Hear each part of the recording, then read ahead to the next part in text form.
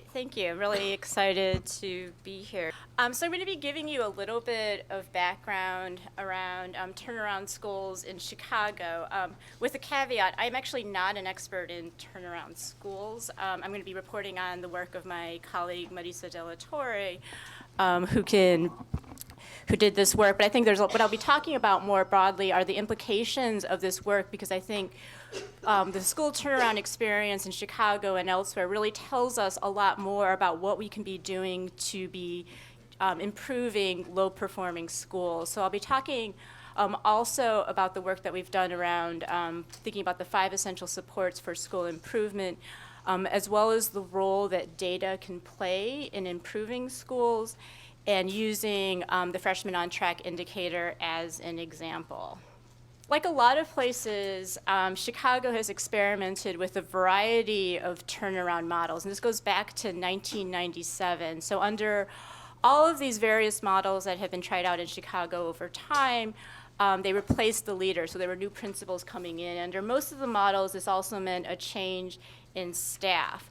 Early on, the models of turnaround in Chicago were actually quite a bit more extreme, so that they would actually close a school for a year, and then would sometimes change the type of school. So not only would the adults change, but the students would often be different as well. So it was a very, very, and it was much more of an extreme version of the turnaround model. But over time, this model has evolved.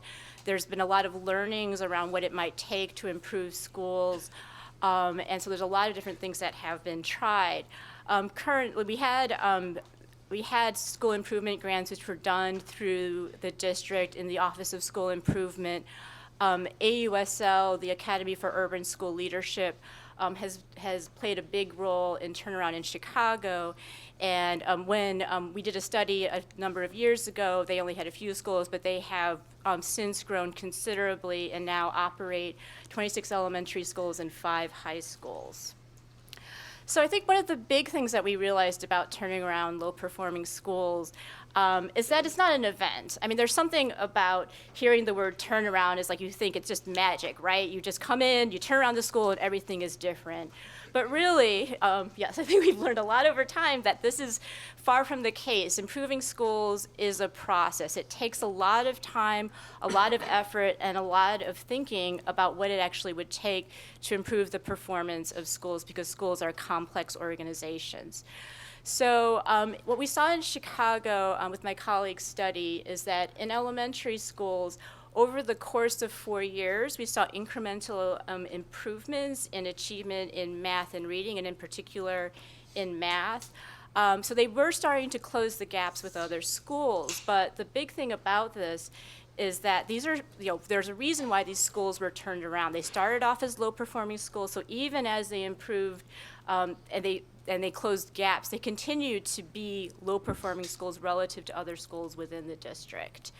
We also didn't see as many improvements in high school, so we were primarily looking at freshman on-track rates and absenteeism, and we did not really see big improvements there in the high schools. But one of the big lessons that we got around this is that the models that actually paid more attention to the organization of schools and really took the time to develop leadership, to be developing the capacity of teachers, paying attention to school safety, paying attention to instruction, are the ones where we actually saw improvement. So in particular, this was under the more recent models of AUSL and the Office of School Improvement within the district. And so this is something that really tells us a lot more largely about what it is. At the consortium, we've been thinking about how do we actually organize schools for improvement throughout our entire history. So we have our framework of 5 essential supports, which was developed by my colleagues at the consortium, and where we really think about what are the factors that go into improving schools. So this all starts with this idea of leadership as the driver, a leader who really brings together what's happening within the schools, has a vision, has a distributed leadership model so that change is happening throughout. Building a student-centered learning climate is also critical. So creating a school that is supportive, that that is nurturing, that provides that creates an engaging place for students to be learning. It's also really important that there's a connection to the parents and the community, so what's happening in school is being reinforced external to the school. Having instructional guidance, so having a challenging curriculum, really building instructional capacity is also key to improvement.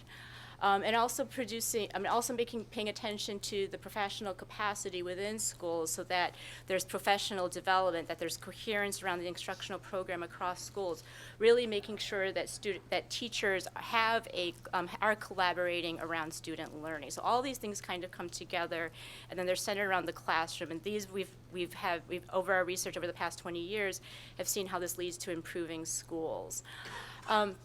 So I think a lot of these things are things that research has shown over time as being important, and that's why we put them in here. But it's really how these things come together.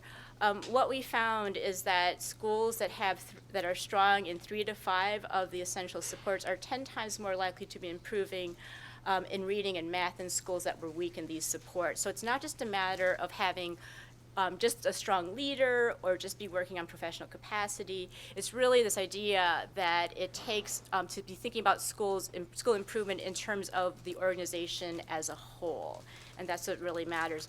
So one of the other pieces of this work is that we've had this body of research for the past 20, 25 years, but we've also spent a lot of time sharing the data that we are collecting through these surveys back to schools. Over the past 8 years or so, this effort has been done through the district and our partner organization, U Chicago Impact. So every single school can go online, or actually anybody can go online and look at the survey results by schools, and this is really a way for principals and teachers to be engaging in what's happening inside of their school, kind of opening up the black box and seeing this in a measurable way. So in your packets, there's a blog piece that was in Ed Week last week from an AUSL principal, so one of the turnaround schools, who was talking about the role that having this data and thinking about the 5 essential supports played in improving his school. And so I have a bit of the quote here. So he was a first-year principal, and he realized that he was struggling, but it wasn't until he saw his 5 essential supports report that it really hit home about how much he was struggling. We have this stoplight arrangement in it, so green to red, and he looked at his report, and it was all red, and it was saying that his school was not organized for improvement, and so it hit home for him about what was going on. And so he talked about how, after reflecting for a few days, my perspective on the 5 essentials results changed. I was no longer hurt, no longer angered, just the opposite. The survey data, once I really unpacked it, not only put lyrics to a sad song, but as any really good melancholy tune ought to, it helped me find hope, a roadmap to improvement. So it's a very poetic way of talking about how sort of seeing this sort of data really guided him, how it really helped him, sort of reinvigorated him in thinking about what he needed to do to be the kind of principal that he wanted to be. And so a lot of this is also helping us think not only about the role of organizing schools for improvement, but how do we actually bring these ideas into school practice, that's something that principals can be using on a day-to-day basis. And so it's something we've been thinking a lot about at the consortium. So obviously we produce research, but we also realize that it's not enough to be having research evidence that is accessible to practitioners. It's really important that they know how these things are playing out through data in their schools, and really having something that is meaningful to them, that it's not just these abstract research findings, but how are they performing on these different types of measures. And so data plays a really key role in this. And finally, we've also been thinking a lot about how it's not just enough for school practitioners to know the research and to have data on it. They really need to be supported in engaging in what the evidence is, what this data are saying to them, helping them strategize, and then thinking about how they can actually move from knowing what the problems are to be changing what's happening inside of their schools on a day-to-day basis. And we've been working on this front with our sister organization, the Network for College Success, who are also based at the University of Chicago. And they really have served as these translators in this idea that schools can improve if they have the evidence that helps them understand it, they have data so they know what's happening in their schools, and that somebody is there to help them engage in these things and to be really developing leadership and the capacity within schools to improve. So I've talked a lot about schools as organizations, but obviously we want to have healthy organizations, but we also want schools to be paying attention to specific outcomes. And on the high school side, and then you've heard we talk a little bit about this, but the Freshman on Track indicator, which was developed by my colleague Elaine Allensworth at the consortium, was a way of understanding at the end of freshman year, are students on track to graduate? So the student to be considered on track has to have enough credits to be promoted to 10th grade. A student also needs to have not failed more than one course subject, one semester failure in a course subject. And so this has been a really important way for schools to be thinking about how to improve their high school graduation rates. So we've also found that a student who is on track at the end of freshman year is almost 4 times as likely to graduate as a student who is off track. So this is it's a highly predictive indicator. But of course, whenever we hear something like this, we think, well, there's a lot of reasons why kids don't graduate, and maybe being on track tells us something, but how much information does this add over and above test scores, for example? And so one of the things that we looked at was the fact that a student who is in the bottom quartile on test scores going into high school who is on track is more likely to graduate than a student who comes into high school in the top quartile but who is off track. And we also looked at this more deeply, and being on track at the end of freshman year is more predictive than poverty, than race ethnicity, than 8th grade test scores, all the different sort of factors that we think about when we wonder who's going to graduate from high school. And when we shared this with practitioners, and we've been working with them over the past 10 plus years, and our partners at the Network for College Success on this, it really has helped change how practitioners are thinking about the issue around high school dropout. It's changing high school dropout to being something that is a characteristic of a student or the communities or the families that they're coming from, to something that practitioners can actually do something about. So that they see that the performance and the transitions that students have when they come into high school during freshman year matter a great deal. So if you can get students to have a better transition, so they're coming to school, they're passing their classes, this can make a really big difference in whether or not they're going to graduate from high school. So you can turn something that is a really complex problem into something that schools can actually address. So we've been working on this for quite a while, and we've seen dramatic increases in the freshman on track rates. So we're currently up to 85%, compared to 57% in 1999. So there's been this really, really big change in the percentage of freshmen who are on track. So there's been a number of district level initiatives around this. So On Track actually went on the accountability system in 2003, which was an important piece because that really signaled that the district was paying attention to indicators other than test scores, and that they really thought that Freshmen on Track was something that mattered. However, this actually did not lead to an improvement in freshman on track rates. So that made us kind of wonder, are accountability mechanisms sufficient to actually see change? So in 2009, the district started providing data to schools. So they would have a roster of all their students, see who was on like a weekly basis, who was failing, what their attendance rates looked like, all these different things that really allowed practitioners to monitor the performance of their students. And with that, and they also started, this is also when the Network for College Success started working with schools. The Gates Foundation funded on-track labs for high school. So there's really this effort around supporting schools and using the data that they were being provided.